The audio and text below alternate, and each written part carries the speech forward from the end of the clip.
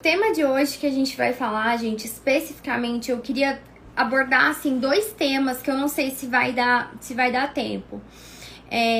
Mas um tema é a questão da supervisão, que a gente já falou aqui diversas vezes, mas é o nosso trabalho, né? Levar conhecimento, levar conteúdos, fazer com que mais pessoas saibam, tenham todas as informações para que elas possam formar o juízo delas. E o segundo tema é a questão que eu já até tratei aqui algumas vezes, mas do post que a gente fez do mês de aceitação do autismo, ao invés de ser Dia Mundial da Conscientização.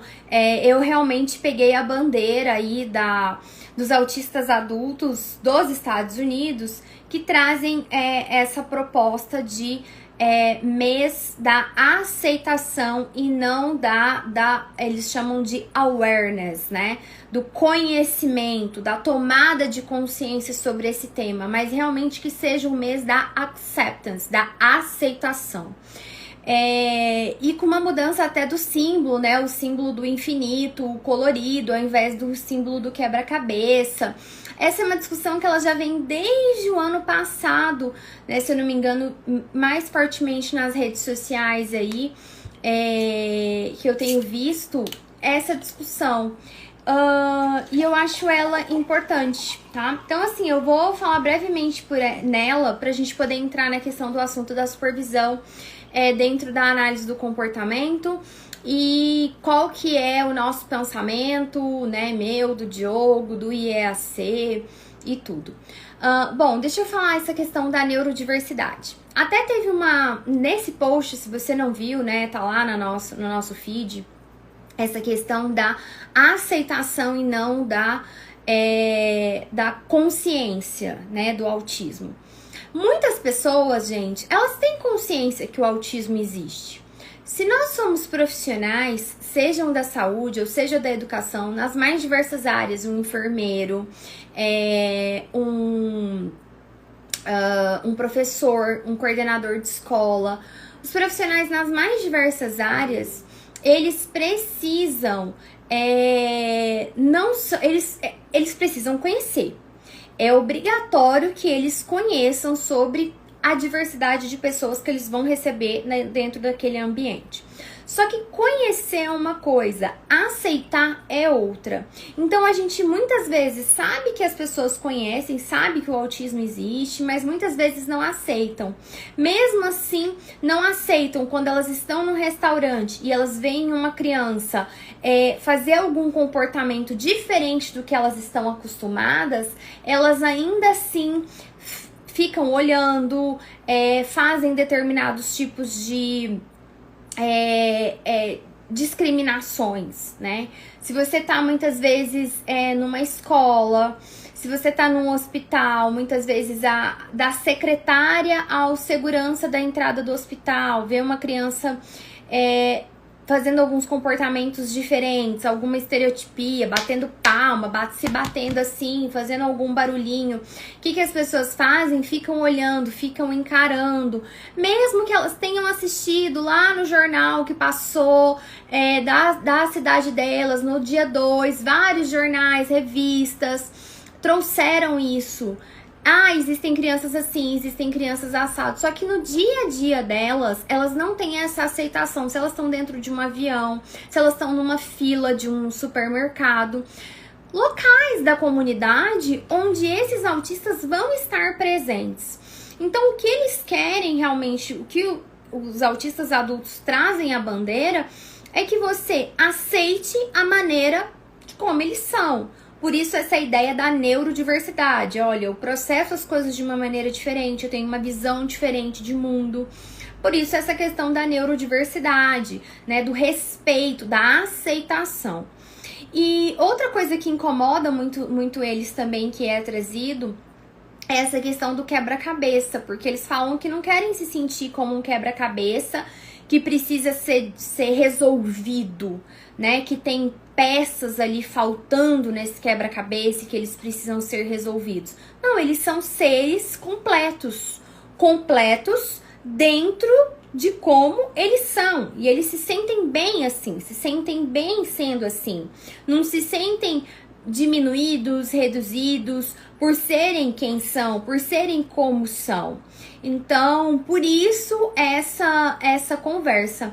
E eu acho muito válida essa discussão e essa reflexão para nós, enquanto sociedade, enquanto profissionais, enquanto pais.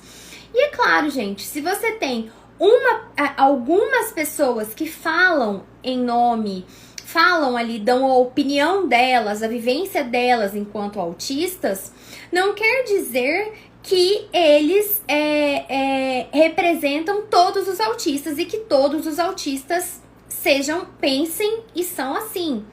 Então, a gente também precisa ter esse senso crítico. Sempre ver, na medida de compreensão que esse indivíduo que você convive autista tenha, que você ouça e veja o que ele tem a dizer sobre isso, como ele se sente, e trazer essas questões e respeitar cada pessoa. Como eu já falei aqui algumas vezes, isso também já até foi motivo de polêmica, meu Deus, tudo vira polêmica, né? Não tem jeito. Mas eu não gosto do termo deficiente. E é o termo que a lei traz. Eu não gosto do termo deficiente porque eu acho um termo... Michele, a minha opinião. Eu associo deficiência como algo negativo, algo que tem um déficit, algo que está faltando, que não está completo. Mas essa é uma percepção minha, que eu tenho. Você não precisa ter essa mesma percepção que eu. É só uma percepção que eu tenho, que eu não acho legal. Mas os deficientes físicos defendem que seja utilizado o termo deficiente, ponto final. Então, assim, então são percepções que a gente tem, né? E que a gente tem que ver como que o Pedro, autista de 18 anos, quer ser tratado, como a Marina, autista de 15 anos, quer ser tratada. Então, assim, é como a gente age nas relações, né, gente? Com as pessoas, como a gente interage com as pessoas. Tem pessoas que gostam de determinadas brincadeiras e falas, outras que não. Então, esse respeito e essa reflexão, ela tem que haver para com o indivíduo, independente se ele é autista ou não. Outra coisa que muda também, que eu mudei na minha forma de falar, é não falar assim, pessoa com autismo, porque com autismo quer dizer que ela tem alguma coisa. E ela não tem alguma coisa, ela é autista. Autista é o modo dela de ser, é quem ela é. Então também existe essa discussão. Então eu até passei algumas coisas que eu li, que eu me inteirei, fez sentido pra mim e eu resolvi pegar pra mim e a forma como eu me comunico aqui nesse perfil.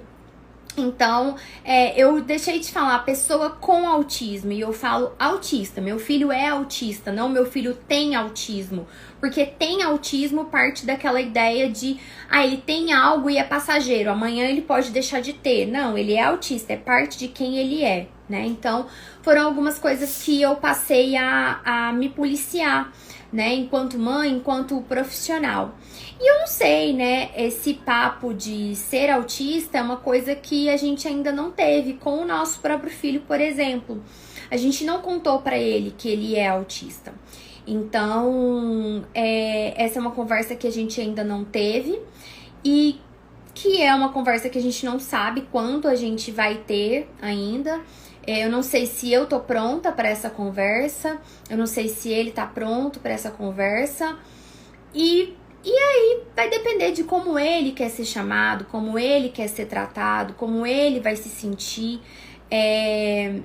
Não acho que ele ainda tenha tanta compreensão e maturidade para isso ainda. Por isso que a gente não teve essa conversa. E eu vou sempre tratá-lo da maneira como ele se sentir bem, como ele quiser ser tratado, ser chamado, eu não sei qual vai ser o nível de compreensão dele para poder elaborar pensamentos sobre isso, né? Sobre o ser autista e como que isso deve ser visto. Então, assim, eu realmente não sei.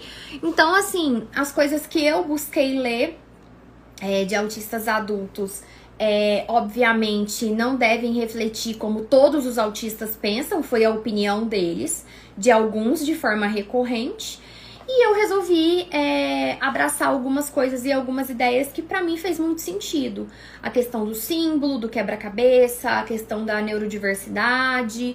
E mesmo, né, uma pessoa até se espantou, talvez, né, de eu usar o termo neurodiversidade e trazer essa questão, porque muitos desses autistas adultos, eles advogam contra, veementemente, a análise do comportamento.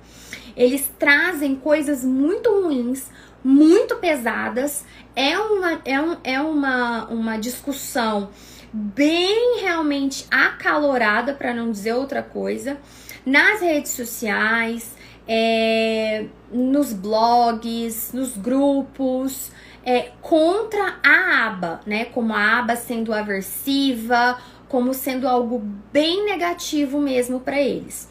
E aí algumas pessoas acham assim, Michele, mas então como essas pessoas que fazem parte desse movimento da neurodiversidade, da questão da aceitação do autismo, de não vestir azul, de não chamar de anjo azul, essas coisas, porque é a opinião que os autistas adultos trazem, Então, nossa, Dri, ridículo. A gente também viveu uma situação semelhante aqui. A Dri trouxe que ela foi surpreendida com o filho dela chegando da escola falando que era autista. A gente viveu uma situação no consultório médico semana passada, onde a médica perguntou na frente do Dioguinho: ele é autista e ele tem mais alguma coisa? Ele faz uso de medicação? Sabe? Sendo que, assim, eu tinha já avisado pra secretária que, olha, o meu filho mais velho, ele é autista, tá bom? Só pra avisar pra médica, por favor. E ela foi escancarou isso como se ele não tivesse compreensão nenhuma, né? Talvez acostumada a lidar com autismo severo e que fosse um indivíduo que não tivesse compreensão nenhuma do que estava acontecendo à volta dele. Nossa, eu fiquei extremamente chateada, até nem tive tempo de compartilhar isso com vocês, porque algumas coisas eu gosto de digerir primeiro, sabe, gente? E depois trazer aqui, porque não é tudo que a gente tá pronto pra falar em alguns momentos. Então, assim, eu e o Diogo, a gente ficou muito chateado com isso. Ainda bem que, sei lá, eu não sei se... Ele não falou nada, ele não perguntou. E ele participou ativamente da consulta, sabe? Mostrou o ouvido, falou onde estava doendo, o que estava acontecendo, perguntou o que a médica ia fazer. Ele tem toda essa compreensão e a médica vomitou isso ali no meio da consulta, né? Ridículo. Por favor, médicos, não façam isso, né? Isso é até uma conversa que a gente precisa ter também. E eu fiquei tão assim, sem reação. E, sabe, agora eu tô até assim... Gente, será que agora, antes de eu chegar no consultório médico, eu preciso treinar o médico e falar assim: escuta, deixa eu te falar uma coisa, meu filho é autista, mas você não fala isso perto dele porque ele não sabe que ele é autista, tá bom? Então, se você tiver alguma coisa pra perguntar assim do autismo, você pergunta fora da presença dele aqui dentro do consultório. Gente, eu não imaginei que eu fosse ter que passar por isso, mas eu tô vendo que essa é uma questão que agora eu vou ter que realmente começar a me blindar, entendeu? Pra proteger o meu filho, porque isso não é uma coisa que a gente conversa perto dele, entendeu? Então, assim, desagradável, né? Nem quero falar, porque senão eu vou começar a chorar. Eu tô muito sensível. Então, é muito ruim, sabe? É muito ruim, porque se ele tivesse perguntado, se ele tivesse falado, e é uma coisa tão difícil, é uma conversa tão difícil de você ter, que foi assim, poxa, foi muito chato isso, sabe? Foi muito chato. Então, essa é uma coisa que eu até quero trazer mais aqui pro perfil.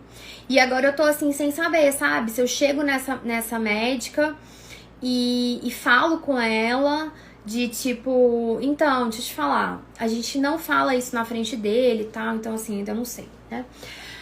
Mas é isso. Gente, quem chegou depois, fiquem tranquilos. Depois vocês voltam aí e continuam o assunto aqui, tá?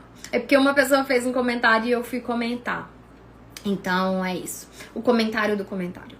Mas, então, assim, gente, essa questão da neurodiversidade, então, muitos autistas adultos têm essa questão contra a análise do comportamento. E eu totalmente respeito, gente, porque muitos deles,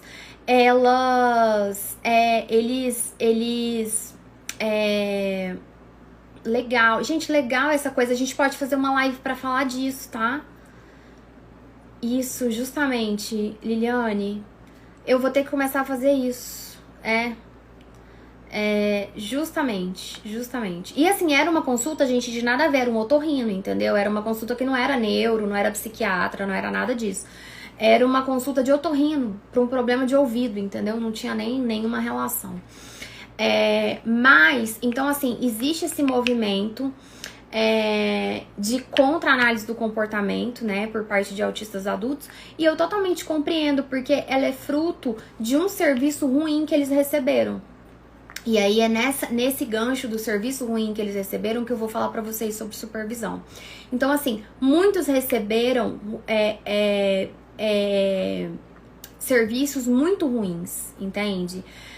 Foram segurados, foi forçado um contato visual que para eles era extremamente aversivo, foram feitas uma repetição excessiva de tarefas, foram segurados para ficar sentado numa mesa.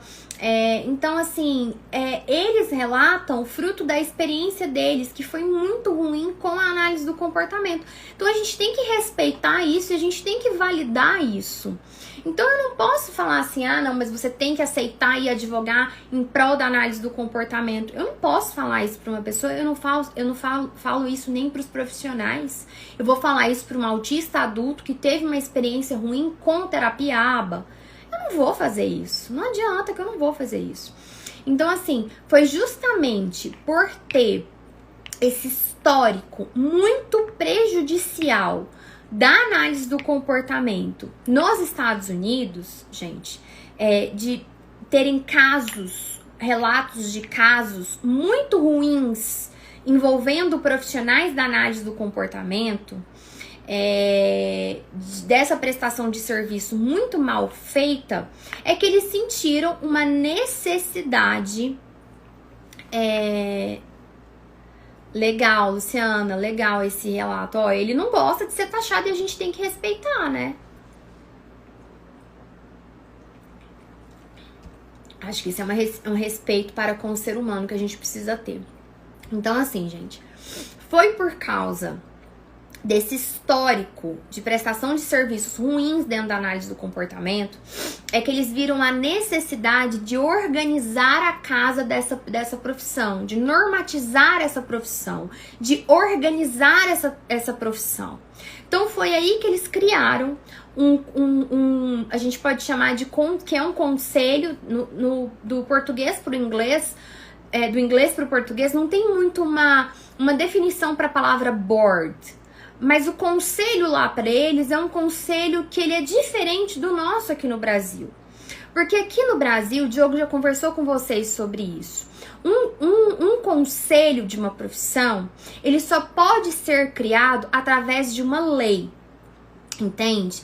E nos Estados Unidos, o processo de legislação deles é diferente, gente.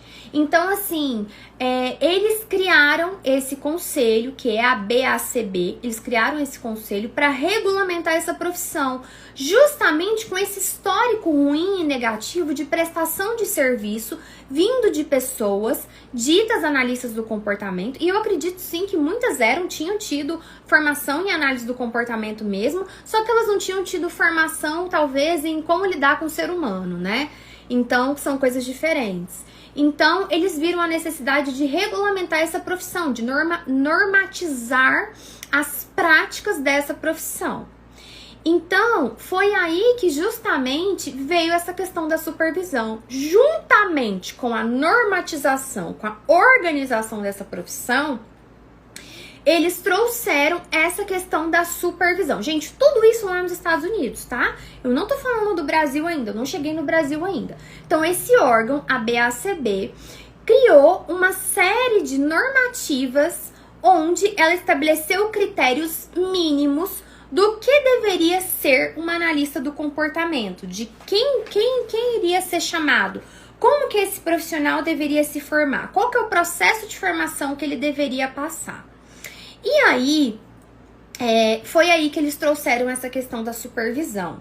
Então, uma analista do comportamento, segundo as normas da BACB, que a BACB também não é um órgão, gente, do governo. Ela é uma instituição privada, sem fins lucrativos. Só que no Brasil, nós não podemos ter uma instituição privada ditando normas de uma profissão. As normas de uma profissão no Brasil aqui é somente por leis. E nós temos quem pode fazer essas leis, né? Eu não posso sair elaborando uma lei porque eu quero, né? E existe todo um processo de legislação. Então, nos Estados Unidos, as coisas funcionam de uma forma diferente. Desde o processo de criação de uma profissão, de normatização de uma profissão, de punições mais severas, não só de uma profissão, gente. Se você matar alguém lá, você pode também perder a sua vida em alguns estados. Então, assim, é todo um processo de legislação que é diferente do nosso.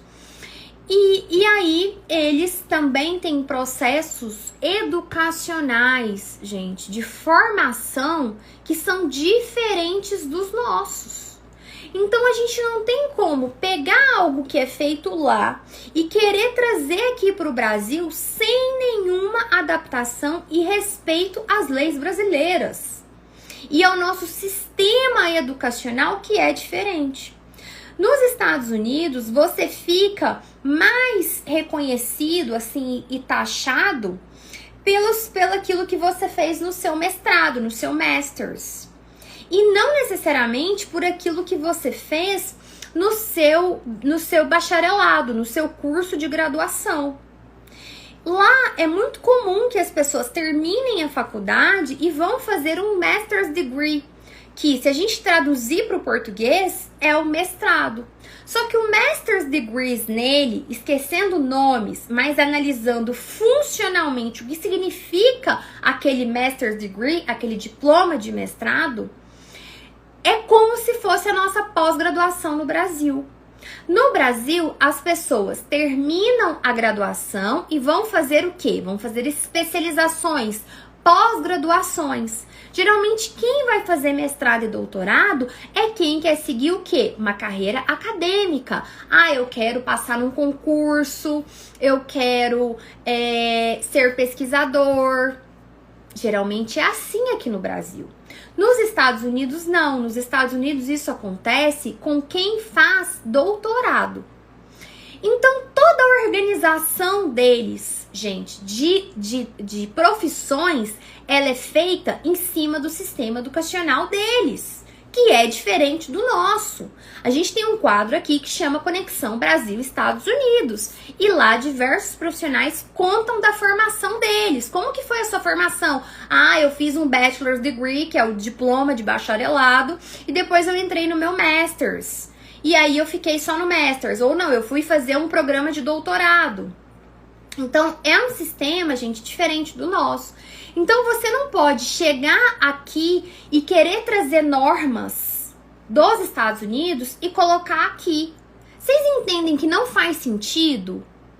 Não faz sentido, não tem como. E aí, as pessoas dentro da análise do comportamento, elas vivem num mundo paralelo. E elas sofrem de um transtorno que se chama devaneios de grandeza. Quando eu sofro de um transtorno, que devia estar lá no DSM, inclusive, que chama devaneios de grandeza, eu acho que a minha opinião e o que eu penso e o que eu falo e o que eu faço são mais importantes que tudo. E aí eu deixo de validar as outras profissões que são importantes. Eu deixo de validar o fonoaudiólogo, o psicólogo, o terapeuta ocupacional, o fisioterapeuta, o educador físico, as pessoas da educação que trabalham no ensino de repertórios acadêmicos, pedagógicos, né? Que geralmente isso é feito pelos psicopedagogos, pelos pedagogos. Então isso é um problema muito sério, que eu identifiquei isso há muito tempo. Então, quando eu vejo, eu vou te responder. Essa certificação você nem pode mais fazer, tá? O BACB, a certificação da BACB, pessoas que moram fora dos Estados Unidos nem podem mais fazer. Apenas pessoas que moram nos Estados Unidos e no Canadá. E até pouco tempo na Inglaterra também, mas agora eu acho que eles dissociaram e a Inglaterra vai criar o seu próprio sistema de regulamentação, até da última vez que eu tinha conversado com pessoas da Inglaterra. Então, gente, o que acontece é que As pessoas contam só a parte da verdade que interessa a elas. Esse não é o meu perfil, esse não é o meu jeito de ser. Eu sou uma pessoa muito transparente, que busca muito pela verdade. Eu não gosto de ser enganada. Eu não gosto que me façam de boba. E eu não faço isso com os outros. Então, a gente tem um grande problema que é o seguinte. Nos Estados Unidos, uma pessoa que não é psicóloga, ela pode se tornar uma analista do comportamento certificado. Qualquer pessoa com qualquer mestrado pode ir lá cumprir as horas de prática supervisionada, que são 1.500 horas, onde apenas uma parte dessas horas que são supervisionadas, não é tudo que você faz, uma parte dessas horas são supervisionadas. Essa pessoa pode ir lá fazer a prova e tirar essa certificação. Aqui no Brasil, o que eles querem fazer? Não, ó, nós vamos pegar essa parte aí da supervisão, porque ela é boa, porque nós vamos poder vender supervisão. E tem pouca gente, então nós vamos poder pegar esse mercado aí e falar para todo mundo que a supervisão é obrigatória. Mas nós não vamos contar para eles que lá nos Estados Unidos, pessoas que não são psicólogas fazem isso. Aqui a gente vai contar a historinha que é o seguinte, ó, contar a historinha pra vocês. É o seguinte, aqui nós vamos contar a historinha que só psicólogo com mestrado, doutorado, pós-doutorado, pós não sei o que pode dar supervisão e que pode ser chamado de analista do comportamento, viu? Sabe a história do telefone sem fio? Sabe? Eu vou contar pra vocês só a parte que me interessa. O que não interessa, eu não vou contar não, tá? Vocês já viram esse filme? Então, assim, esse é o problema. Nos Estados Unidos, muitos profissionais que não são psicólogos são analistas do comportamento. Certificados, cursaram programas de mestrado, de doutorado. O processo educacional nos Estados Unidos, gente, ele é diferente. Ele é muito diferente do brasileiro. Então, eu não posso querer vir e regulamentar uma profissão sob a ótica do processo educacional americano. Nos Estados Unidos, é comum essa questão de você fazer uma prova de certificação, de você ter supervisão. Só que, assim, o nível de supervisão colocado dentro da análise do comportamento, ele ainda é superior ao de outras profissões. Por quê? Porque nós somos muito mais bonitos, mais cheirosos, mais chique que todo mundo do universo. Nós inventamos a ciência, nós inventamos os dados. A gente que inventou a ciência. Fomos nós analistas do comportamento. Gente, por favor. Gente, a ciência não foi a análise do comportamento que inventou. Coletar dado, fazer acompanhamento de dado, gráfico. Vocês estudaram gráfico na aula de matemática? Vocês estudaram? Isso já existia. Gente, isso já existia. Não foi a análise do comportamento que inventou a ciência. Contaram isso pra vocês? Não contaram. Então, assim, a gente precisa ter senso crítico.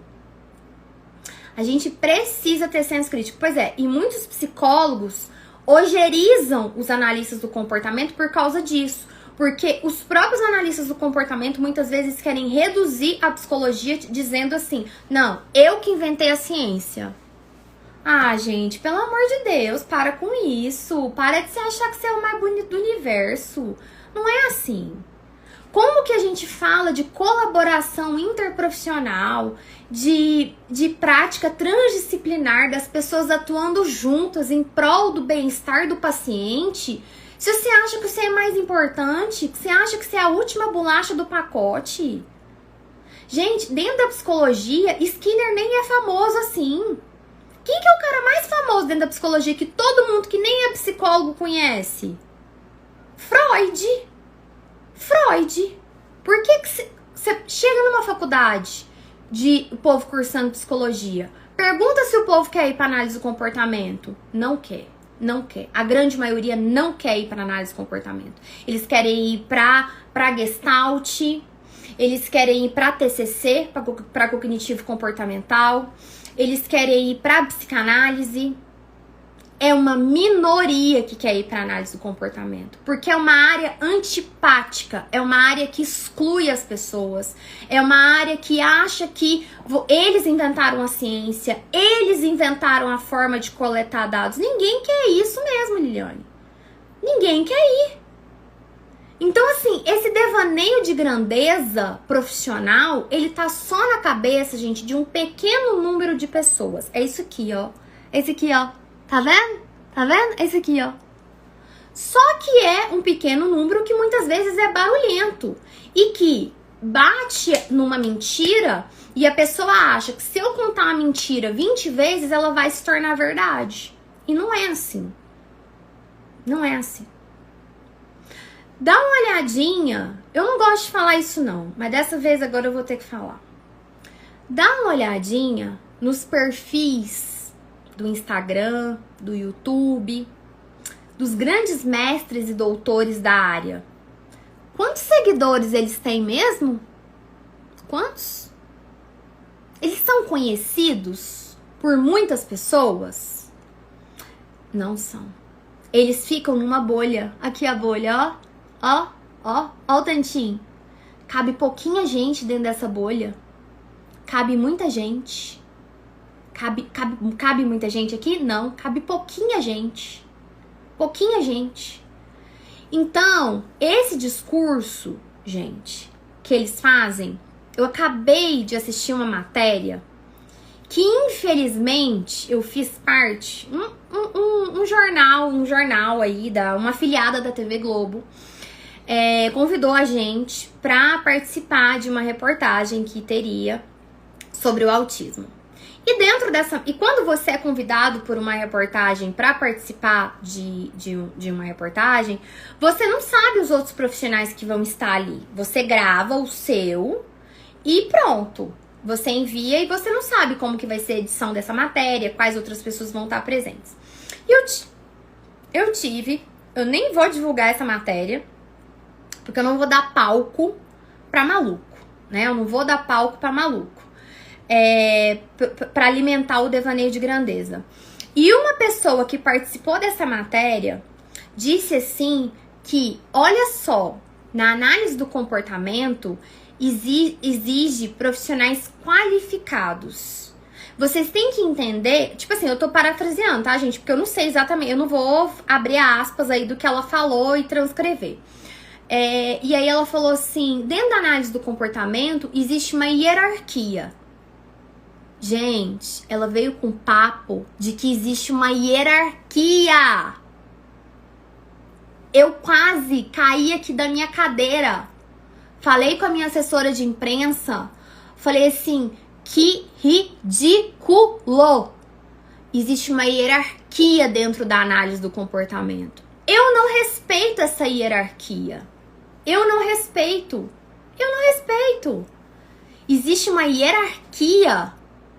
Gente, o que a gente mais luta pra falar aqui nesse perfil, agora que a gente lançou a pós de transtornos, é uma frase até que uma das professoras da pós-graduação trouxe, que eu achei fantástica, da Carla. Beijo, Carla, se estiver ouvindo.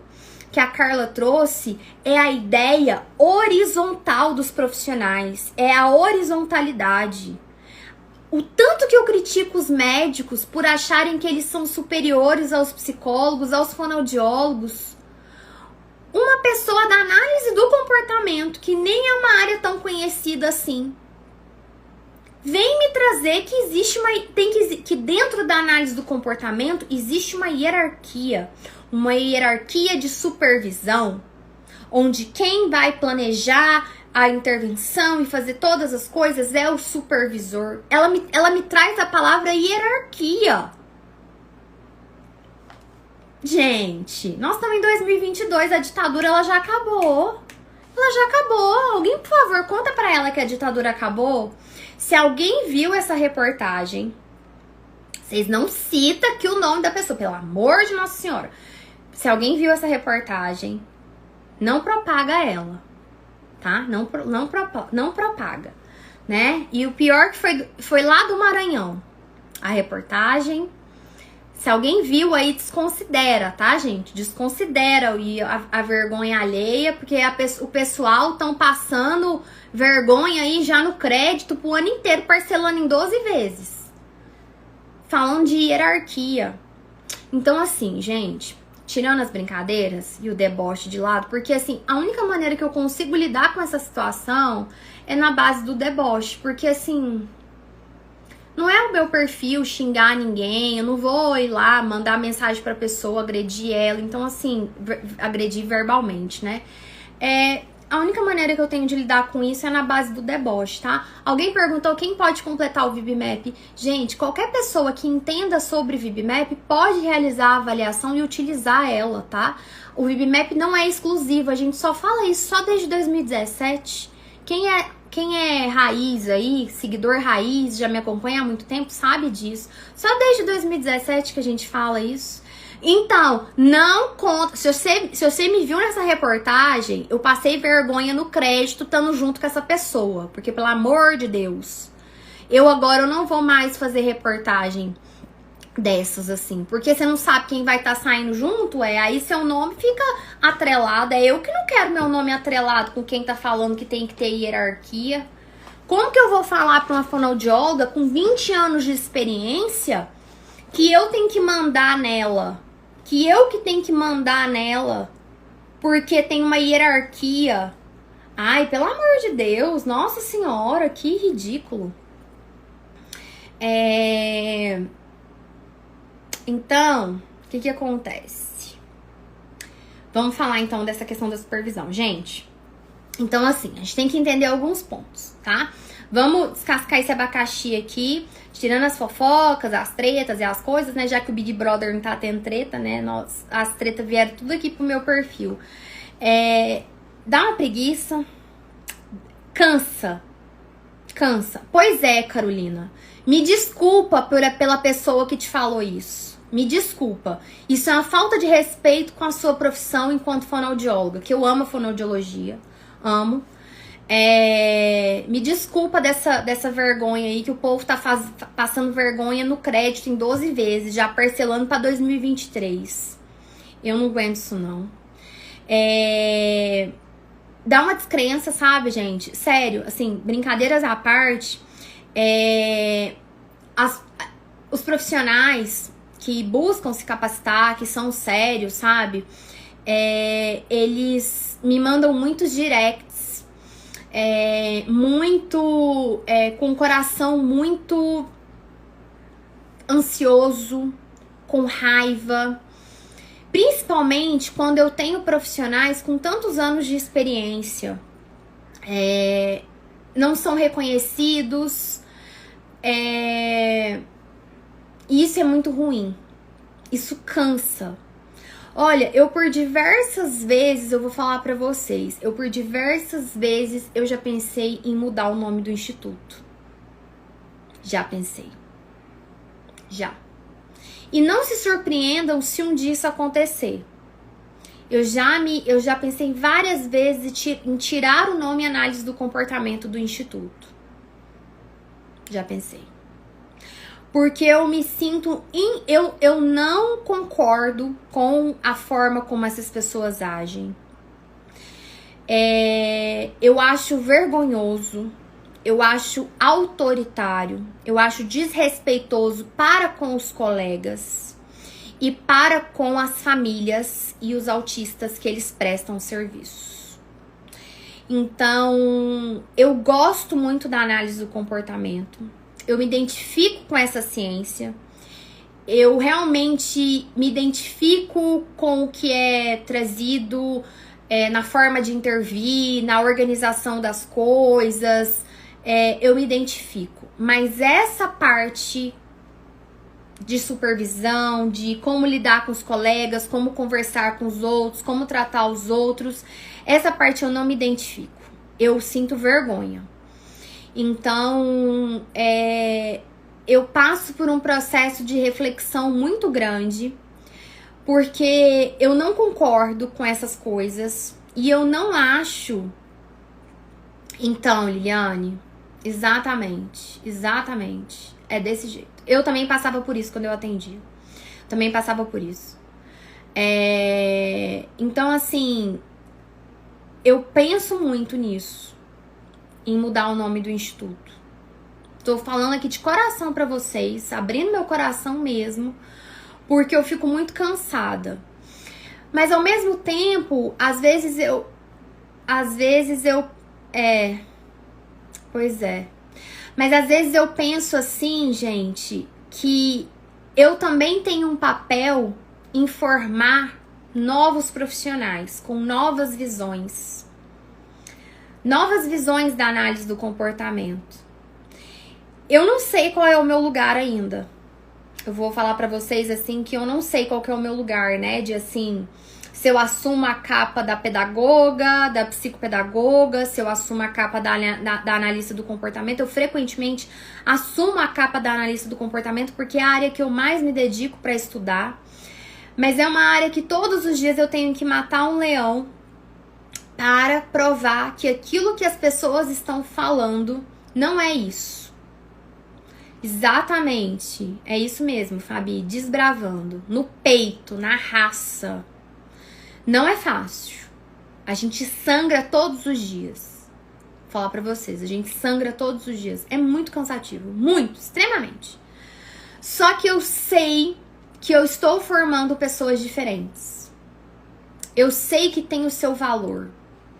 Eu sei que é uma ciência bacana, que ela traz coisas legais e que a gente pega dela aquilo que a gente acha mais legal para usar nos nossos atendimentos, né?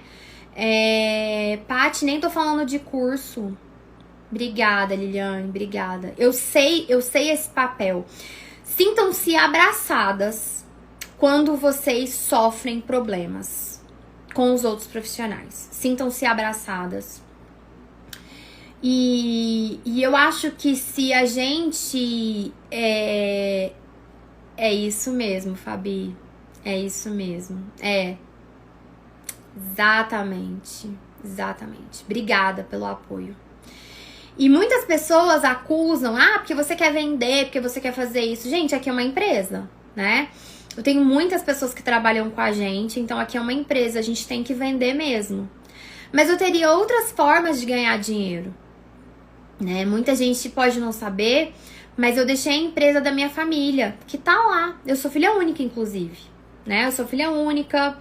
Meu pai vive falando que quer parar de trabalhar e quer ir pra roça, né? Meu pai recentemente realizou o sonho dele, que é não só ter uma loja de botões, que é o que ele faz há muitos e muitos anos, há 30, 40 anos, mas ele montou uma indústria de botões onde ele fabrica.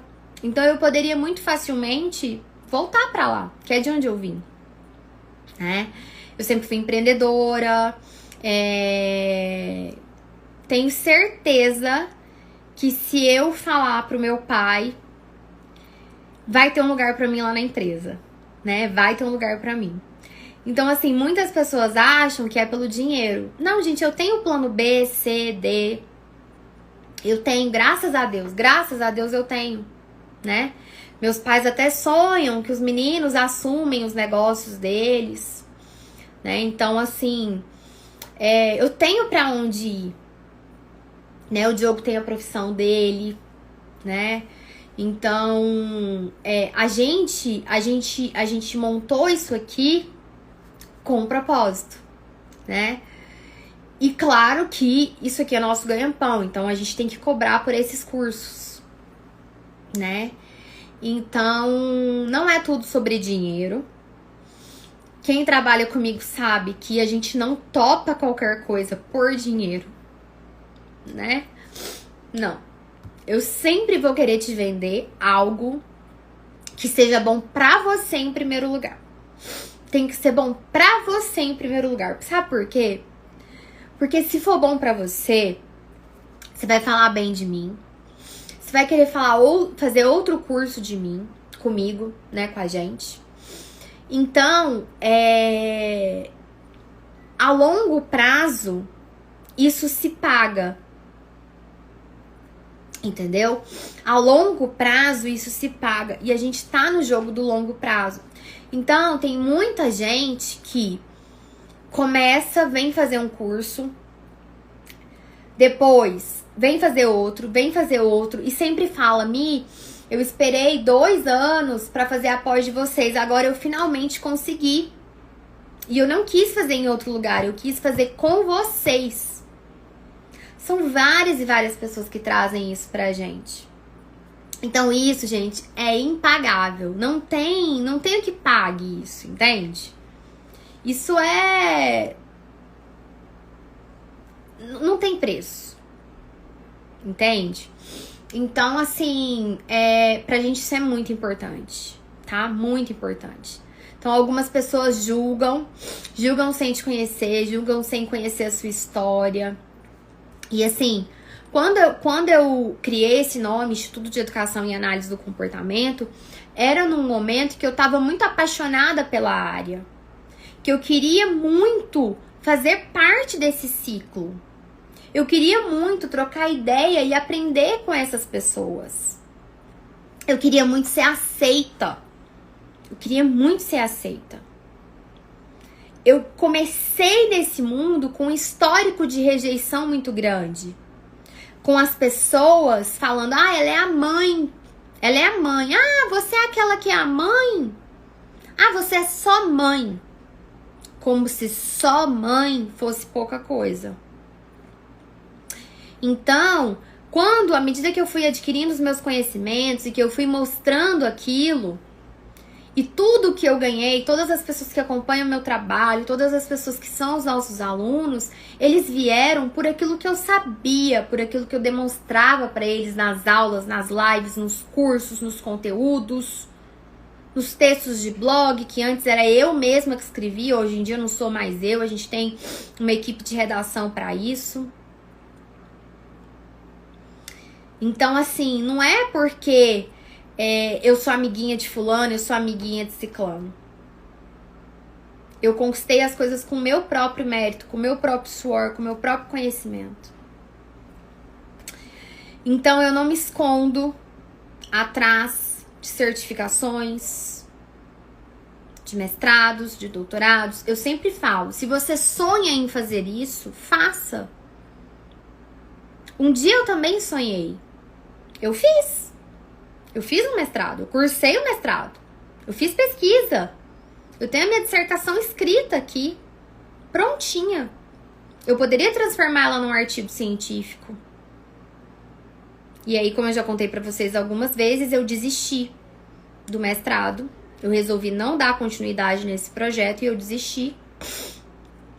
Por N razões, vários motivos que não vem ao caso tocar nessa ferida agora. Mas eu vi que não valia a pena. Que não era ali que eu ia encontrar o que eu tava buscando. Esse momento da minha vida, que eu vivi no mestrado, que eu vivi querendo ser aceita pelas pessoas, foi o momento mais doente da minha vida. Foi o momento que eu quase tive que fazer uma cirurgia de coluna, porque eu tava com uma hérnia tocando a minha medula. Eu tenho 33 anos, gente. Vou fazer 34 no mês que vem. Com 33 anos, eu já tava com uma saúde muito prejudicada. Com as minhas taxas de colesterol alta. Eu cheguei a 100 quilos. Em 2018, eu tava com 100 quilos. Essa era a Michelle naquela época. Onde eu queria ser aceita por aquelas pessoas. A Michelle que fazia o mestrado, que queria ser aceita. Então eu sofri muito preconceito de você não é psicóloga, você é só a mãe, você não é isso, você não é aquilo. Quando eu me desprendi disso e eu vi que eu não precisava ser aceita por essas pessoas, que eu nem queria ser aceita. Porque o lance hoje é que eu não quero ser aceita. Eu não faço questão de estar com essas pessoas. Elas não fazem sentido pra mim. Elas não são pessoas que eu admiro. Elas não são pessoas que eu vejo que têm sucesso, o sucesso que eu almejo. Então, por que eu tô falando tudo isso pra vocês? Porque vocês sofrem uma rejeição dessas pessoas. Os psicopedagogos são rejeitados, muitas vezes, no processo. Você sofre rejeição. Você sofre rejeição porque você não é psicólogo e você se diz analista do comportamento só porque você fez uma pós. Tudo bem que tem muita gente que faz pós excelente. Aí eu não posso te defender, né? Aí fica difícil eu passar um paninho aí pra você. Mas quando você faz uma pós de qualidade, que de fato você estuda, que de fato você aprende, que você mostra isso na sua prática, é diferente. Então, os demais profissionais que não são analistas do comportamento sofrem uma rejeição. E se você não tem supervisão, eles falam que você é imoral, que você não tem ética, que você não tem compromisso. Até de picareta eu já fui chamada. Já fui chamada de picareta.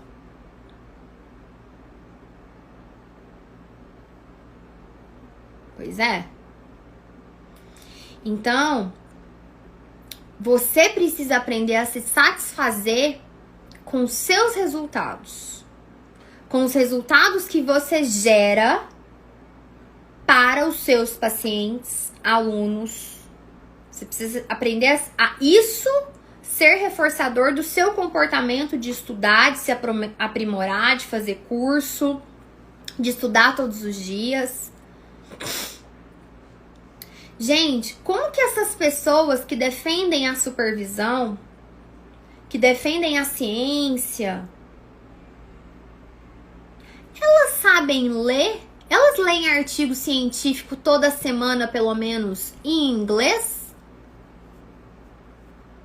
Por que você vê um monte de gente que nem lê em inglês defendendo aí a ciência acima de tudo? Você nem lê as edições dos jornais científicos porque nem em inglês você lê direito. E aí você quer vir com esse papinho pra cima de mim? Olha aqui atrás de mim a quantidade de livro que tem aqui, tudo em inglês. Eu não leio nada em português não, bebê. Eu posso até não concordar com o que eles dizem, mas eu leio. Até antes de começar aqui, tava lendo aqui um artigo científico falando de supervisão, por exemplo. Ó, falando de supervisão. Muita gente que veste essa carapuça aí da supervisão, do não sei o que lá. Você foi formado por quem? Você foi formado por gente que te trouxe a literatura estrangeira? Porque não tem jeito, gente. A ciência chega lá primeiro, depois que ela chega aqui. Pergunta pros médicos que estavam atendendo na Covid, como que eles liam os artigos científicos deles? Era em quais revistas científicas? Era na revista científica lá do Brasil? Do CRM, de qualquer conselho, de qualquer associação? Não era não, bebê. É em inglês. Vocês nem leem inglês? Vocês nem compram livro em inglês? Vocês nem leem de maneira fluente? E quer vir aqui pra cima de mim com esse discurso? Eu nunca joguei isso na cara, não. Mas tem hora que eu também não posso ficar só apanhando, né? Eu também tenho que... Porque a qualidade de nível de aulas que eu dou pros meus alunos é baseada aqui, ó, nessa literatura que tem toda aqui atrás de mim, ó. E mais um pedaço pra lá.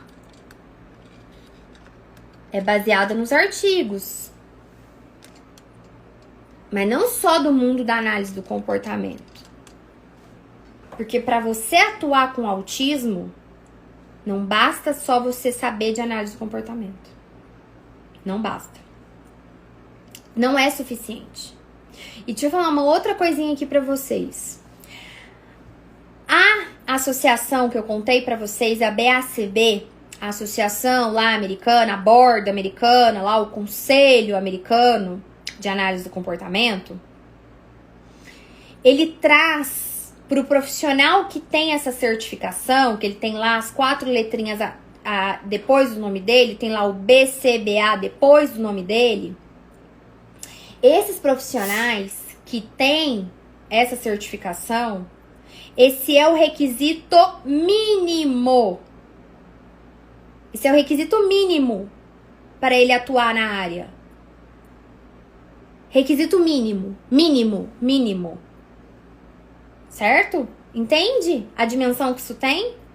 Então não quer dizer que porque você é uma analista do comportamento, que você tirou lá a prova do BCBA,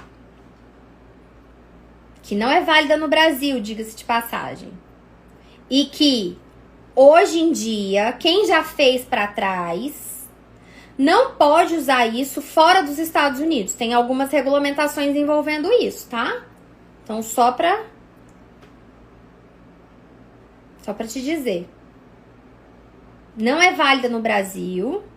Você não pode mais fazer a prova se você não morar nos Estados Unidos ou no Canadá. E tem questões éticas envolvendo você usar essa certificação fora do território americano. Eu vou até ler mais sobre isso. Tava quieta. Eu vou até ler mais sobre isso. Como que vai ser o uso dessa certificação por quem não está atuando nos Estados Unidos? Você está atuando fora dos Estados Unidos. Ah, e tem outras coisas também. Profissionais que moram nos Estados Unidos estão atuando no Brasil. Existem questões legais envolvendo isso aí. O Diogo já até falou sobre isso.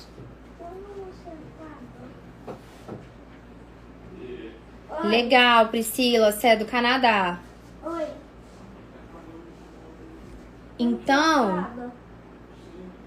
Então, quem mora... Perdão, gente, é que o Benício entrou aqui. Então, vocês têm que pensar nisso, tá? Não é válido fora do Brasil. Não é válido fora dos Estados Unidos. E existem orientações de como utilizar essa certificação fora dos Estados Unidos. Então, são pontos importantes para vocês pensarem. Então, esses são requisitos mínimos. Priscila, me conta depois das formações aí, me manda um direct, quem sabe a gente faz uma live. A gente até tem uma professora aqui que é canadense. E eu adoro o Canadá, morro de vontade de conhecer. Pois é, eles estão querendo fazer um órgão parecido com a BACB aqui, só que tem uma pequena diferença. A diferença é que você precisa de lei para criar esse órgão. Ah, legal, vamos conversar. Você precisa de lei para criar esse órgão. Então, não vai dar para ter um órgão como é a BACB aqui no Brasil por causa da nossa legislação. Então, esse órgão não vai ter o mesmo poder. Então, assim, a associação não pode legislar a profissão. Então, tem esse ponto. Então, eu tava trazendo para vocês que, gente, os artigos e os profissionais nas palestras, nas coisas da análise do comportamento, eles trazem muito que não é porque você se tornou um BCBA que você... Não é porque você se tornou um BCBA, que eu tô abrasileirando aí, né, falando em português. Não é porque você se tornou esse profissional que você agora tá pronto para atuar em todos os casos, com todas as populações. Não é assim. Não é assim. Existe uma coisa que se chama área de competência e área de prática, tá? Scope of competence e scope of practice. Scope é a sua área, a sua abrangência. tá? É a abrangência disso. Eu gosto até de ver a tradução, porque às vezes eu aprendi inglês de uma forma que a gente não fazia tradução palavra por palavra. Alcance, escopo.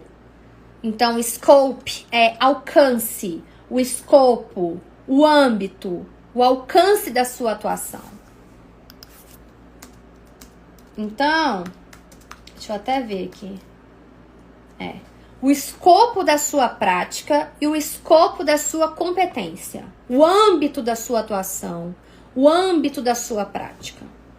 Então, não é porque você se tornou um BCBA que você está pronto para atender todas as pessoas. Então, o Diogo tá até trazendo aqui a base legal aí da questão de associação e não sei o que lá, sociedades e tal, a questão legal. Então, gente, escopo, alcance de competência e de prática tem diferença. Então, não é porque você se tornou um BCBA que você tá pronto para atender do autista ao idoso com Alzheimer. Tá? Então, é importante vocês terem isso em mente. Porque, por exemplo, dentro da fonoaudiologia, você não tem diversas áreas de atuação que você pode ter lá? As pessoas que atuam com voz, que atuam com amamentação, que atuam numa UTI de adulto, UTI neonatal. Dentro da análise do comportamento é da mesma forma. Então, a gente vê muitas pessoas com mestrado, com doutorado, mas que a área que ela estudou é uma área diferente da área que ela quer atuar. Só que aí ela pega e fala assim, eu sou mestre nisso. Isso é ético? Isso é moral? Tomem os seus próprios... Tirem as suas próprias conclusões. Eu sempre falo para os pais, não olhem só se o profissional é mestre ou doutor. Quais foram as disciplinas que ele cursou? A tese dele, a dissertação dele foi sobre o quê? Qual foi a área de atuação dele, a população que ele atendeu, que ele atende, que ele atendeu? Olhe isso.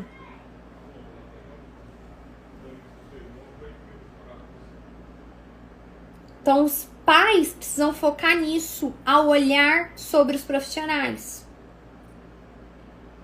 Então, gente, nós temos várias questões que não são ditas.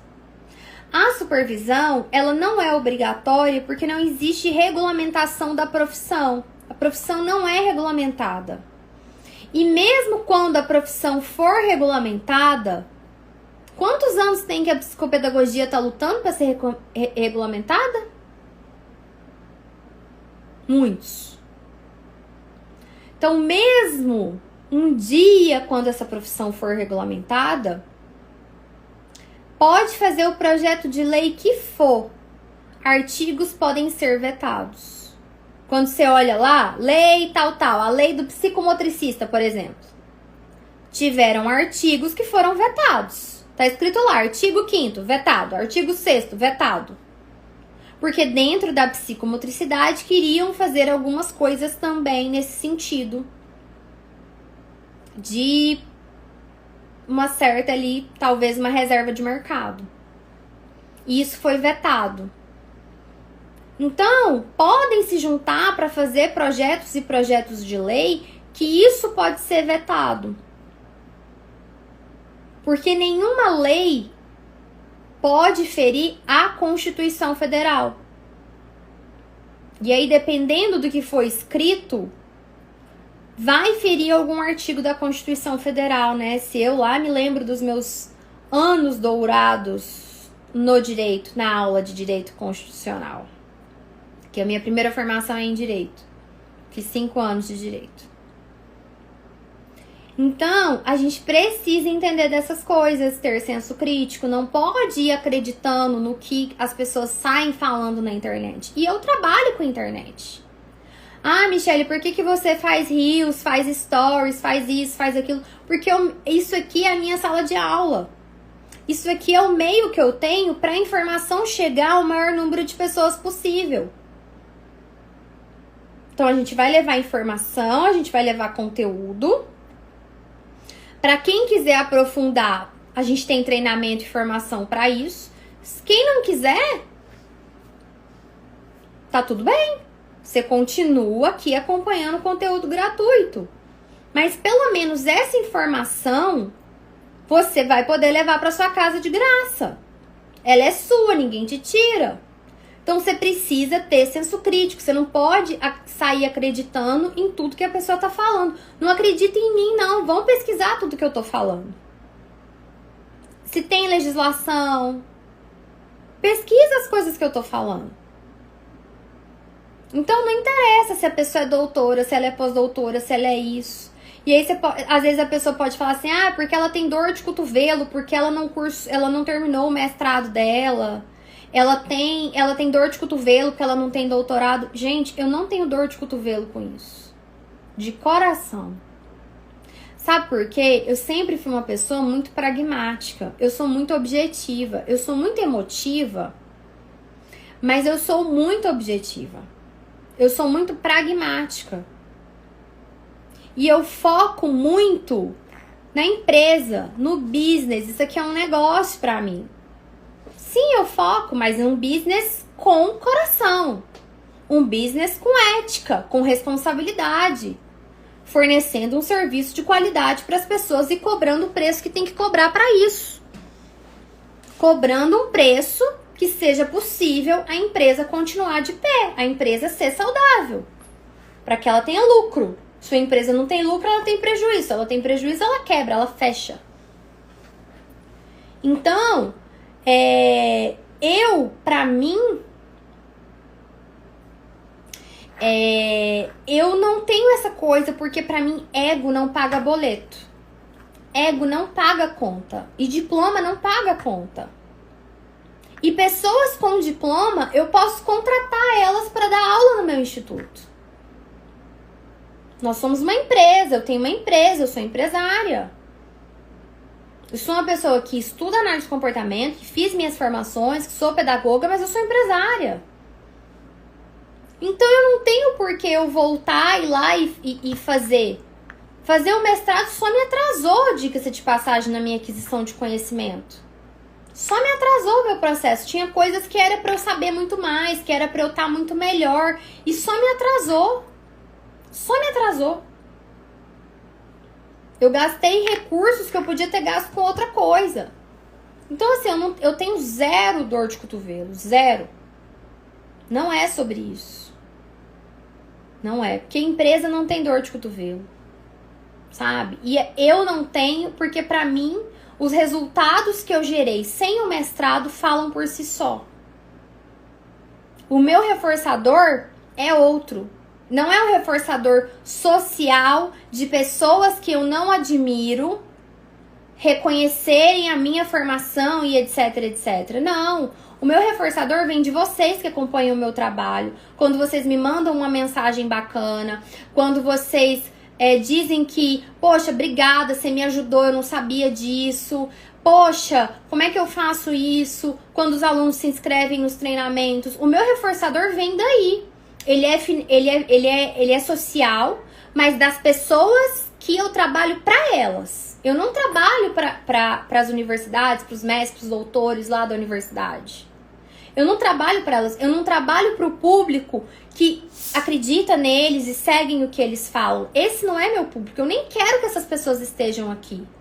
Geralmente eu bloqueio elas, eu nem quero que elas estejam aqui, porque eu não quero que os meus anúncios ficam chegando para elas e eu fico gastando dinheiro com anúncio e esse anúncio vai chegar numa pessoa que eu sei que não vai comprar de mim e que os interesses dela não casam com os meus. Pra mim isso é cristalino, isso é claro, eu sou bem resolvida com isso. Então eu não tenho dor de cotovelo nenhuma quanto a isso. Então, respondendo aqui, o que eu acredito no modelo de supervisão? Gente, eu acho assim que a supervisão, mesmo nos Estados Unidos, eu tenho muitas críticas relacionadas a ela. Eu tenho muitas críticas, sabe, relacionadas à supervisão. Porque assim, dificilmente uma analista do comportamento lá nos Estados Unidos, depois que ele passa na prova do BACB, ele torna lá um BCBA, dificilmente ele vai continuar fazendo supervisão.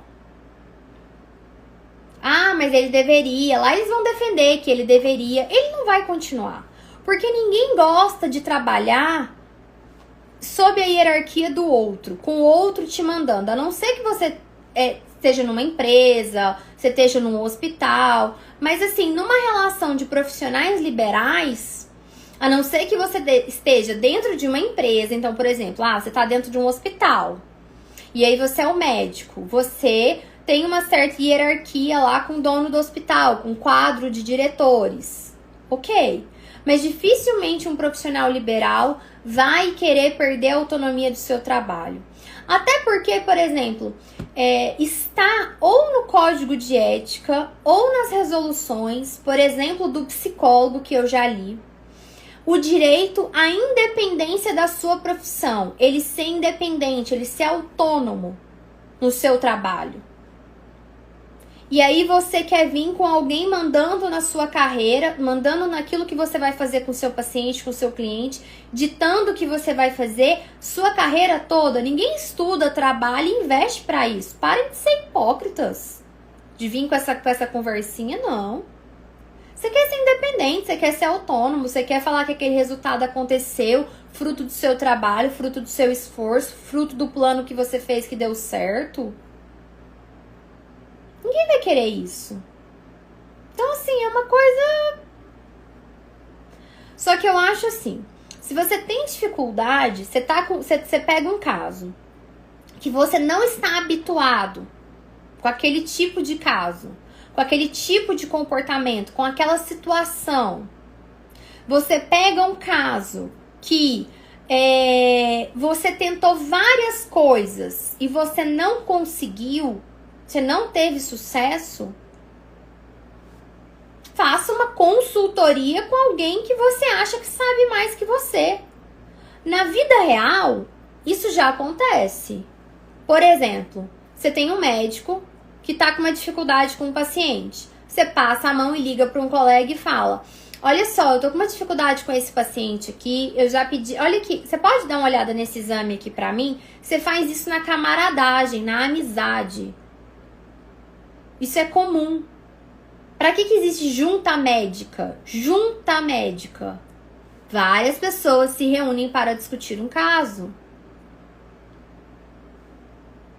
Então, assim, eu acredito dessa forma. Agora, eu nunca atuei com autistas, eu tô começando agora a atuar com autistas. Ok, vá buscar se capacitar, vai de repente trabalhar numa clínica que já atua, com uma pessoa que já atua, e ela vai te treinar, como eu já comecei do zero com diversas pessoas, de estudantes a formadas, já treinei diversas pessoas para atuar com o Dioguinho, por exemplo. Pessoas que nunca atuaram com autistas, que não tinha experiência, e elas foram treinadas. Então, assim, eu vejo dessa forma, eu vejo assim, fazer boas formações. O problema é que muita gente escolhe formações baseada no preço. Aí é o mais barato, porque é o que eu posso pagar. Então, de repente, não faça, escolha trabalhar com outra coisa, que você tenha mais segurança. Então, assim, o que eu faria é estudar com quem quer aprender, e também escolha quem te ensina e veja baseado em que essa pessoa ela ensina, qual que é a linha que ela segue. É aquilo que eu sempre falo. Busque aprender. Você quer trabalhar com autismo? Então tá, a análise do comportamento ela é muito legal, ela é massa mesmo. Busque aprender sobre análise do comportamento. Busque entender do autismo. Se esse indivíduo tiver alguma outra comorbidade, busque aprender sobre as características dessa comorbidade. Busque aprender sobre desenvolvimento infantil.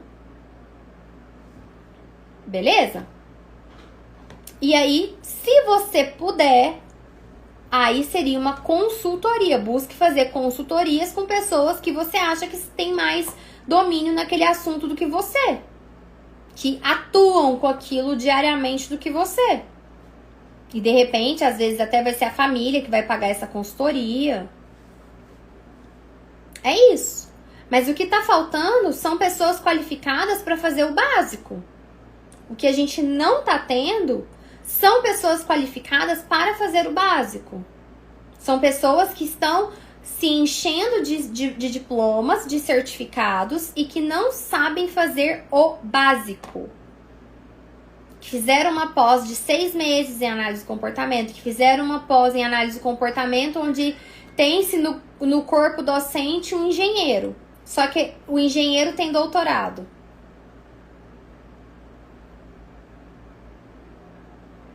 E aí?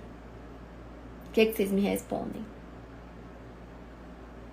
Pessoas dando aula que não leem fluentemente inglês. A literatura vem de lá, da onde você vai basear suas aulas? Por isso que as aulas ficam pobres, porque fica baseada só na literatura nacional. Por que as minhas aulas são ricas? Por que os alunos gostam? Porque eu sei o déficit que eles têm, o que eles precisam. E eu vou direto ali, me cerco de diversas literaturas, monto uma metodologia de aula que vai atuar nesse déficit que ele tem, que ele precisa aprender. Que o profissional precisa adquirir esse conhecimento. Ele junta esse conhecimento que ele aprende comigo com o conhecimento que ele já tem na bagagem dele, porque vem gente estudar aqui que já tem 20 anos de prática, 25 anos de prática. Ele junta com o conhecimento que ele já tem, seja da psicologia, da fonoaudiologia, da terapia ocupacional, da psicopedagogia. E aí ele leva isso para a prática dele, ele faz um trabalho de qualidade.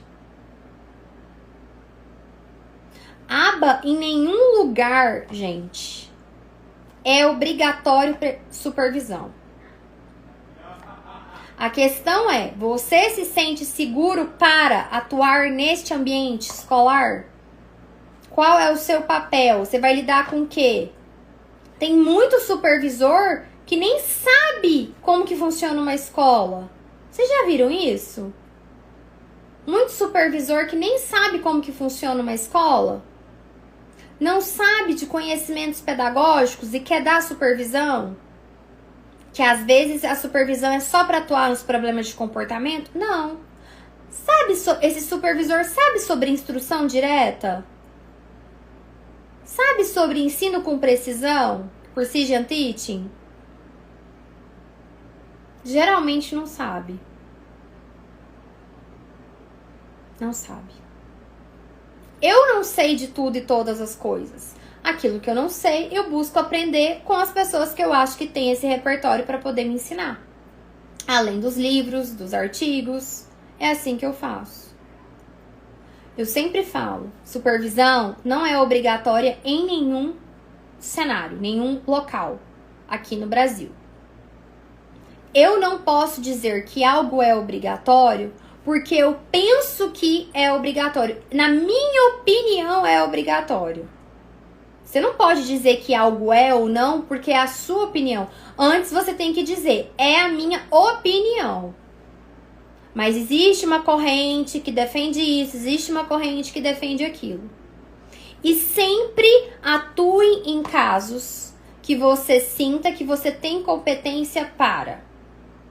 Só que o grande desafio, e que ninguém fala, é o seguinte. Muitas vezes, você vai pegar casos que você não vai estar preparado e você não vai ter para onde pedir ajuda.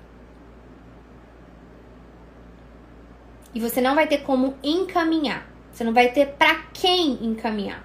Porque não tem outro profissional na cidade para você encaminhar. É mentira? Eu sei que não é mentira. Isso acontece. Sim.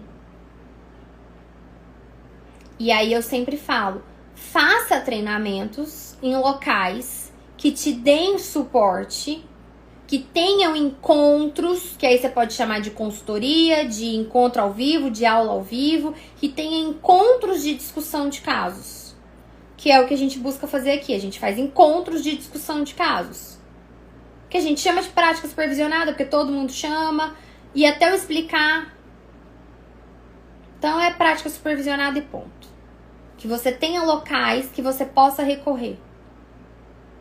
Cursos que de fato te dão suporte.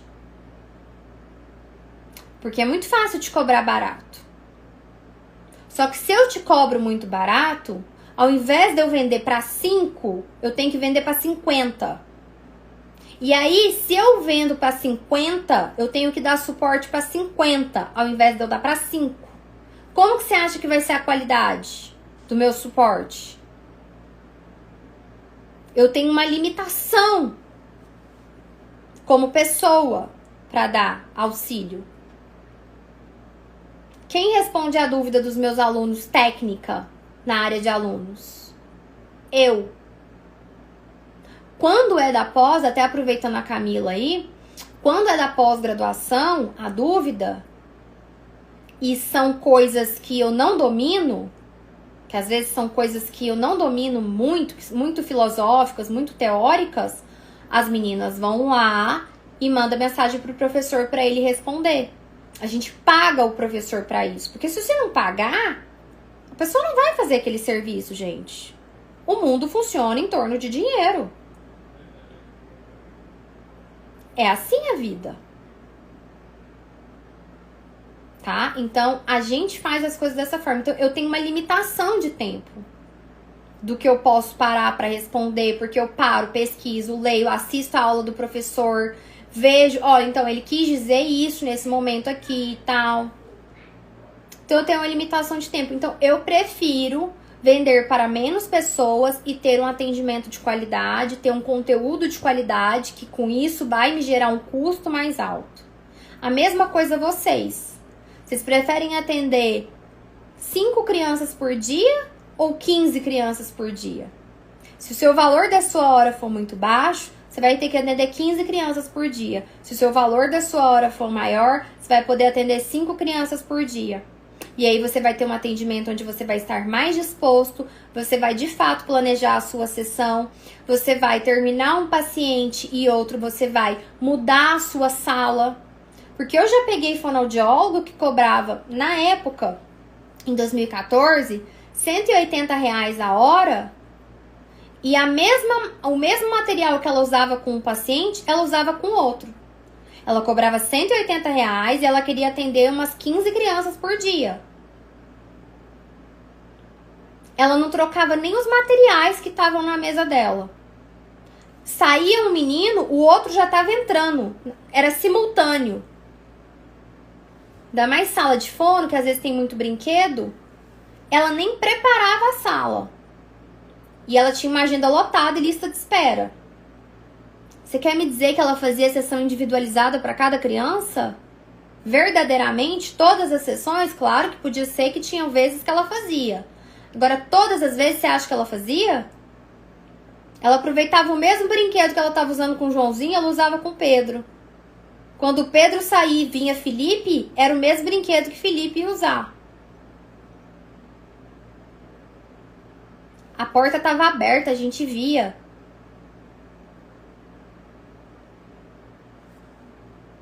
Não tem milagre, gente. Não tem milagre. O curso barato, ele é barato por um motivo. E ele é barato porque ele é vendido por uma quantidade muito grande de pessoas. Se eu vendo para muitas pessoas, eu tenho... mas ela não fazia não, Liliane. Podia até ser coincidência. Agora era coincidência toda semana? Ser do mesmo jeito?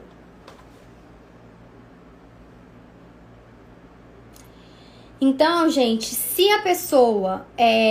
se eu vendo para muitas pessoas, o meu tempo de poder dar atendimento, dar atenção para cada um, ele diminui. Então, eu sempre fui de oferecer um serviço premium mesmo. O meu ideal de empresa sempre foi ser premium. Eu já era assim, igual eu contei pra vocês esses dias. Eu já era assim lá na empresa dos meus pais, que a gente lidava com o público popular. Eu já era assim. Eu era a gastadeira. Meu pai falava que eu era gastadeira, porque eu queria comprar uma máquina de café para servir um café pro cliente. Eu queria que a empresa tivesse ar-condicionado pro cliente chegar e não passar calor. Eu sou dessas, eu gosto de oferecer qualidade e tá diferenciada. A gente tá vindo agora com uma ideia nova que a minha galera trouxe pra mim, que eu quero colocar, que vai ter um custo para a empresa, mas eu quero colocar. É portal de especialistas para divulgar o serviço dos alunos. São uma série de coisas, gente. E não tem almoço grátis. Não tem almoço grátis. Então, é a maneira que eu gosto de fazer negócio. Eu me sinto bem assim. Eu me sinto bem prestando esse serviço. Não, a gente tem curso de pós e a gente tem curso livre também. Hoje a gente tem 4 treinamentos aqui, 2 pós-graduações e 2 cursos livres. Então, esse é meu ideal. E tudo isso que eu tô contando pra vocês é pra você pensar no seu ideal de atendimento, no seu ideal de prestação de serviço. E é pra você que é pai e mãe, família, que recebe esse serviço, você prestar e fazer essas análises. Não, eu não quero fazer filial, não. Por quê? Porque eu já tô no Brasil inteiro e fora do Brasil. Então, assim, a gente não faz atendimento e a gente não faz curso presencial. Tudo é online. Então, eu já tô. Então, não tem necessidade de ter uma filial, porque eu já tô no Brasil e fora. Então, pra mim, não é interessante. Entendeu? Então, assim, os pais precisam analisar todo esse contexto da profissional que está prestando serviço para vocês. Para pensar nisso, para fazer essas análises. E, para fechar, supervisão não é obrigatória. Se você está inseguro com algum caso, busque ajuda. Se essa ajuda vai ser alguém que você vai pagar para te oferecer uma consultoria, ela te oferecer a hora dela, ou oferecer o encaminhamento do caso, ela fazer todo o acompanhamento do caso, ok? Se você vai ligar para um colega e pedir ajuda, se você vai trazer um caso para prática supervisionada comigo, é uma forma de você pedir ajuda. Mas você não precisa ter o supervisor elaborando todos os planos de ensino do seu paciente, do seu aluno. Até porque, será que o seu supervisor conhece o seu cliente mais que você? Porque os modelos de supervisão que estão existindo é o seguinte. Sim, todos os nossos cursos são online, desde 2017, muito antes da pandemia. Será que os modelos... o que eu ia falar? Os modelos de supervisão que existem, gente, são modelos onde o cliente é seu e aí você vai lá e busca supervisão. O modelo de supervisão nos Estados Unidos, o cliente é do supervisor, você só tá ali aplicando o programa. Isso contaram pra vocês? Não, né? Isso vocês não contam, não. A responsabilidade do paciente é do supervisor. Se você fizer qualquer coisa de errado, se você agredir um aluno, um paciente, nos Estados Unidos, a responsabilidade é do supervisor. Não é de quem está aplicando. Você é responsável por todos os atos dos seus supervisionados. Essa parte vocês não querem, não, né? Isso aí vocês passam. Pois é, mas é assim. Sim, você pode montar o seu plano de ensino se você estiver segura. E se você tiver feito uma boa formação, você vai estar segura. Mas faça uma boa formação. Não precisa ser comigo, não. Mas faz uma boa formação. Estuda, lê. Então, são todos esses pontos que não contam, né? Colocar ali nas entrelinhas. supervisão que tanto dizem, quanto tempo eles ficam para discutir o caso de uma criança? Ou em 1 hora eles discutem casos de 10, 20 crianças da clínica inteira? Como é que é isso? Como é que é essa supervisão? Ah, com 2 horas a gente discute os casos da clínica inteira. De 20 crianças? 20 dividido por... 20 crianças dividido por 120 minutos. Quanto tempo por criança? Ah, é só para ver os gráficos, os dados. Você analisa uma criança só pelos gráficos? Só pelos dados? Só isso? Só dados objetivos, porque ciência se faz assim. Ciência a gente se baseia pelos dados. É ciência, mas é uma prestação de serviço humana, lidando com indivíduos heterogêneos. Eu não ia querer que o meu filho fosse atendido das pessoas se baseando só nos dados, não. Ué, é o que acontece, gente. Vocês acham que a clínica vai ficar pagando muito dinheiro assim?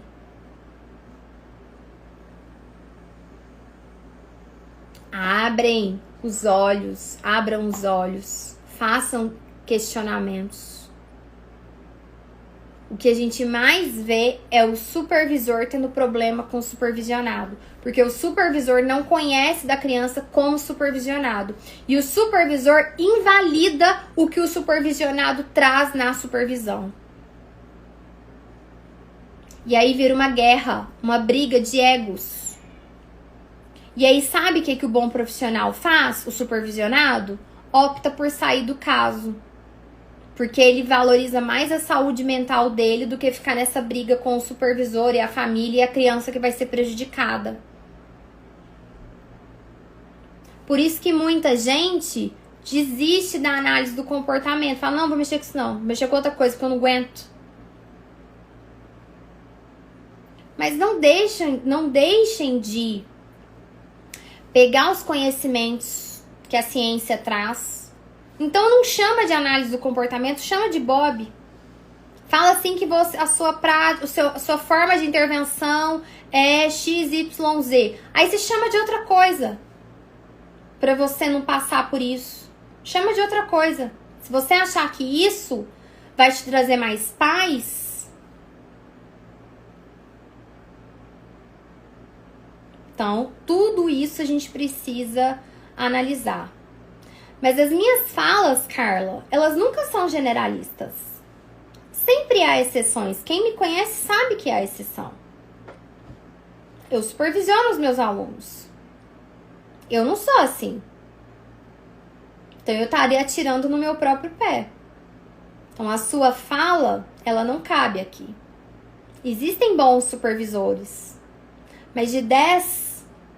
eu chutaria dizer que você tira 1, 2. A maioria está muito preocupada com o seu próprio ego.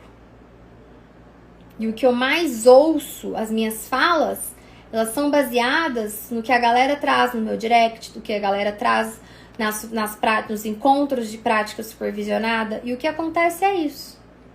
Só que todo mundo tem medo de falar. Todo mundo tem medo de falar.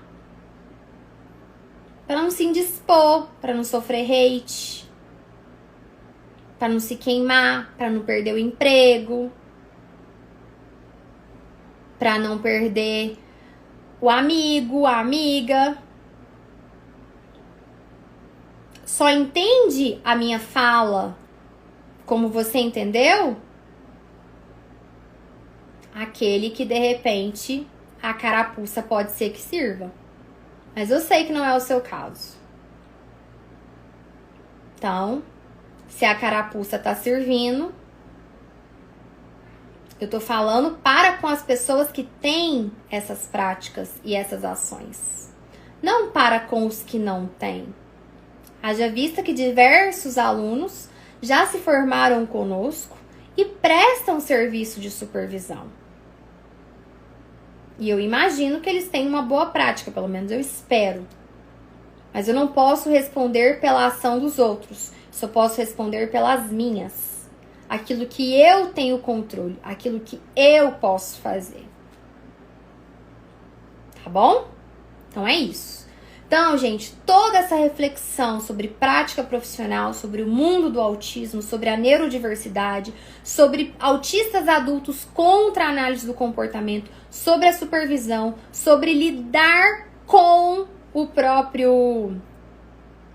colegas, com as suas próprias frustrações e rejeições. Exatamente, porque a gente tem proximidade. E a gente tem proximidade porque a gente limita o número de alunos. Porque eu não saio vendendo curso a R$5, porque aí eu preciso ter muitos alunos e eu não vou conseguir dar assistência para eles. Esse não é meu modelo de negócio, tá? Deixa eu ver aqui. Por que os planos só aceitam psicólogos? Não, muitos planos aceitam outros profissionais também, só que tem que ser profissionais da saúde. Os planos só aceitam profissionais da saúde muitas vezes porque geralmente esses planos são associações médicas, entidades médicas, então são da saúde, por essa razão. E aí, como a psicopedagogia ainda não é regulamentada, e eu não sei se na lei da psicopedagogia eles estão a colocando como uma profissão da saúde. Esse que é o problema. Mas tem locais que se consegue, que os profissionais têm conseguido. Mas é assim, gente, nada vai segurar mais vocês num bom trabalho do que o seu conhecimento, os resultados que você gera. Muitos profissionais acham que terapia é uma oportunidade de ganhar dinheiro e faz um curso básico e se diz especialista. É isso mesmo, é sobre isso, inclusive. Mas isso tem em toda a área, gente, não é só na análise do comportamento, é em toda a área, né? Então, assim, eu sempre falo, não tem nada errado com ganhar dinheiro, mas ganhe dinheiro com responsabilidade, sabendo que você está prestando um bom serviço. E assim, eu durmo com a minha consciência tranquila do serviço que eu presto, porque eu sei que ele é bom, eu sei que ele é de excelência, eu sei que eu entrego mais do que eu prometo, eu me coloco no lugar do outro, o que eu queria receber, se fosse eu no lugar do meu aluno, o que eu queria receber. E eu sempre falo, a pós-aba do IEAC é a pós-aba que eu queria ter feito e não fiz. Por que eu não fiz? Porque essa pós não existia antes de eu criar ela. A pós-aba do IEAC é a pós-aba que eu queria ter tido lá em 2015, lá em 2014, né? Que em 2014 que eu queria ter uma pós, mas eu comecei a minha pós em 2016, se eu não me engano, eu fiz a minha pós em aba. Não, eu acho que eu comecei em 2015, porque eu acho que eu terminei em 2017. Esses dias eu tava vendo os documentos e as comunicações. Então, assim, eu fiz uma pós que é a que eu queria ter feito. Hoje foram gravadas praticamente 6 horas de aulas. Aulas que eu não prometi para os alunos, não. 6 horas de aula de design experimental, porque medidas do comportamento e design experimental, que é o delineamento de pesquisa lá, estudar sobre delineamento de pesquisa em análise do comportamento, são temas que os alunos têm muita dificuldade. Eu tenho dificuldade também, é um tema denso, é um tema difícil. Então, a gente tem aula com o professor americano, PhD, a gente tem aula com o professor brasileiro, e agora a gente trouxe outro professor brasileiro para explicar de uma outra forma. Por quê? Porque tem gente que pode se identificar mais com o professor X ou com o professor Y. Diferentes pessoas vão se identificar com diferentes professores. Então a gente tem um quadro de professores nos nossos treinamentos, até nos meus pessoais. Agora eu tô trazendo outras pessoas para dar aula. Tô convidando outros profissionais para dar aula nos meus treinamentos. Por quê? Porque eu acho que o fono vai trazer uma visão diferente, que determinado profissional vai trazer uma visão diferente. Então a gente tem essa variedade de profissionais. Porque às vezes eu vou ensinar de um jeito, o outro vai ensinar de um outro. E às vezes você vai se identificar mais com o jeito que o meu professor que eu contratei explica. E não com o jeito que eu explico. Tá tudo bem, eu não vou ficar ofendida. Eu quero que você adquira esse conhecimento. estude aqui comigo, porque eu sou a dona do instituto, eu vou querer que você estuda comigo, claro, é óbvio. Vocês entendem? Então, esse é o nível de comprometimento que a gente tem. Então, assim, num módulo, os alunos vão ter a visão de 3 professores diferentes. De um módulo denso que a gente sabe que os alunos reclamam. E que é chato mesmo. É difícil mesmo. Então, assim, a gente vê que um professor gravou uma aula, essa aula não ficou tão satisfatória, a gente vai lá e pede para outro professor gravar. A gente faz isso sem prometer pro aluno. O que eu prometi pra ele, eu já cumpri. Mas eu entrego a mais. Aí você vai lá e quer me falar, porque ela quer ganhar dinheiro, porque o curso dela é mais caro, por causa disso, por causa daquilo. Vocês querem comparar coisas diferentes. Tá, chama pós-análise de comportamento? Chama. Chama isso, chama, mas são coisas diferentes. Olhem a grade dos cursos, olhem a formação dos professores. Mas olha, analisa. Então são todas essas polêmicas que não tem jeito, gente. Vão surgir, faz parte do trabalho, eu já incorporei isso. E faz parte. A gente segue com a consciência tranquila, buscando fazer o correto, o honesto, o verdadeiro e o transparente. É isso que a gente busca. Eu sempre falei, tem uma frase que eu falo, que eu peguei de uma outra pessoa, não é uma frase de autoria minha, mas uma frase que eu falo há muito tempo, que é: a verdade vende. A verdade vende. Então, venda a verdade. Certo? Gente, é isso. Tudo, tá bom? Obrigado pela companhia de vocês, por quem fez comentários aqui nos comentários. Muito obrigado. Vou começar agora a desacelerar meu ritmo aí, pra eu conseguir dormir, porque pra desacelerar agora eu vou conseguir dormir lá pelas 11h30.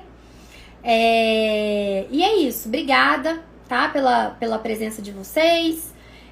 Domingo que vem tem mais, domingo que vem tem uma nova live.